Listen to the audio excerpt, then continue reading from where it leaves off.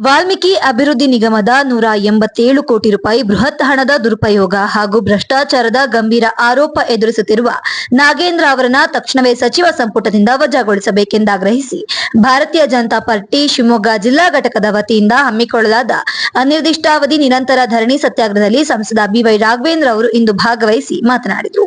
ಸಾಮಾಜಿಕ ನ್ಯಾಯಕ್ಕೆ ಮಾರಕವಾಗಿರುವ ಮತ್ತು ಸಾರ್ವಜನಿಕರ ಹಣವನ್ನ ಕೊಳ್ಳೆ ಹೊಡೆದಿರುವ ಭ್ರಷ್ಟರಿಗೆ ರಾಜಕೀಯ ರಕ್ಷಣೆ ನೀಡುತ್ತಿರುವ ಕಾಂಗ್ರೆಸ್ ಸರ್ಕಾರದ ನಡೆಯನ್ನ ತೀವ್ರವಾಗಿ ಖಂಡಿಸುತ್ತೇವೆ. ವಾಲ್ಮೀಕಿ ನಿಗಮದ ಅಕ್ರಮದ ಬಗ್ಗೆ ಪಾರದರ್ಶಕ ತನಿಖೆಯಾಗಿ ತಪ್ಪಿತಸ್ಥರಿಗೆ ಕಠಿಣ ಶಿಕ್ಷೆಯಾಗುವವರೆಗೂ ಮತ್ತು ಭ್ರಷ್ಟ ಸಚಿವರ ವಜಾ ಆಗುವವರೆಗೂ ನಮ್ಮ ಹೋರಾಟ ಮುಂದುವರಿಯಲಿದೆ ಎಂದರು. ಇನ್ನು ಈ ಧರಣಿ ಸತ್ಯಾಗ್ರಹದಲ್ಲಿ ಪಕ್ಷದ ಪ್ರಮುಖರು, ಜನಪ್ರತಿನಿಧಿಗಳು ಹಾಗೂ ನೂರಾರು ಸಂಖ್ಯೆಯಲ್ಲಿ ಬಿಜೆಪಿ ಕಾರ್ಯಕರ್ತರು ಭಾಗವಹಿಸಿದ್ರು.